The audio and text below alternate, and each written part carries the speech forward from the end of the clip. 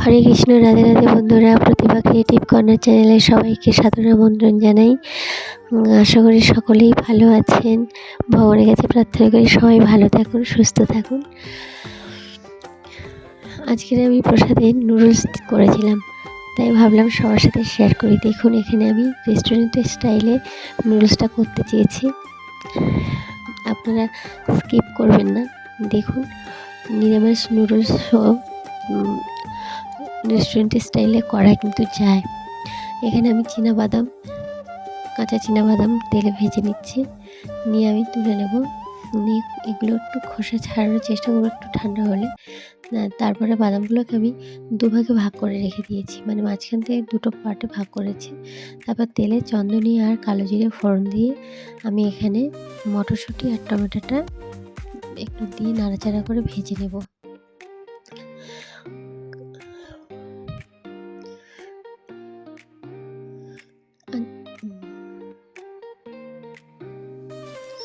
তারপর আমি এখানে কাঁচা লঙ্কা দেখুন দিয়ে দিয়েছি, দিয়ে একটু নাড়াচাড়া করার পর আমি হলুদ দিয়েছি, কারণ এখানে আমি কোনো রকমের কোনো সস ব্যবহার করব না, সোয়া সস টমেটো সস কিছুই ব্যবহার করব না।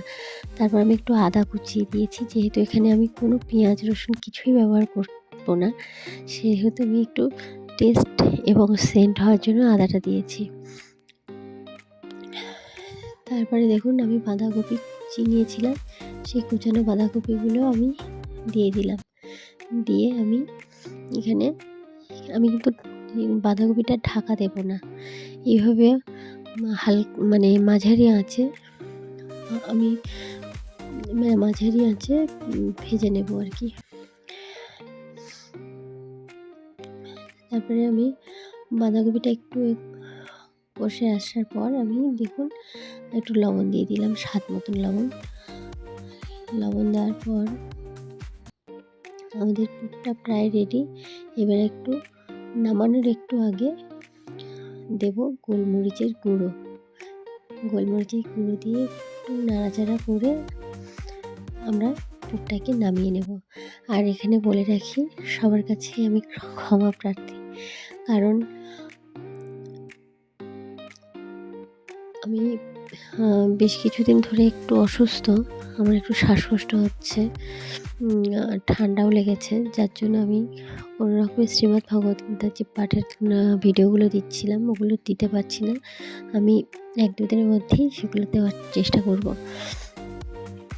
তারপর দেখুন, আমি শেষে গোলমরিচ আর একটু সেই ভাজা বাদামগুলো দিয়ে নামিয়ে রেখে দিয়েছি পুরটা। তারপর কড়াটাকে ধুয়ে আমি আবার তেল দিয়ে এখানে ওই সিদ্ধ করা নুডলসটা দিয়েছি এবং নুডলসের সামান্য লবণও দিয়ে দিয়েছি, যাতে নুডলসটা মধ্যে একটু লবণটা লাগে নুডলসটাতে। সেই জন্য আমি টেস্টটা যাতে সঠিকভাবে টেস্টটা পাওয়া যায়, সেই জন্য আমি নুডলসটাতেও একটু লবণ দিয়েছি। তারপরে ওই পুরগুলো এবং নুডলসটা কিন্তু আমি কিছুটা ভেজে নিয়েছি, মানে কাঁচা ভাবটা নুডলসের নেই। তারপরে গিয়ে আমি ওই পুরটা মিশিয়ে দিয়েছি আর কি। মিশিয়ে দেওয়ার পরে নামানোর আগে আমি ধনে পাতাটা দিয়ে আমি প্রসাদের জন্য তুলে নিয়েছি।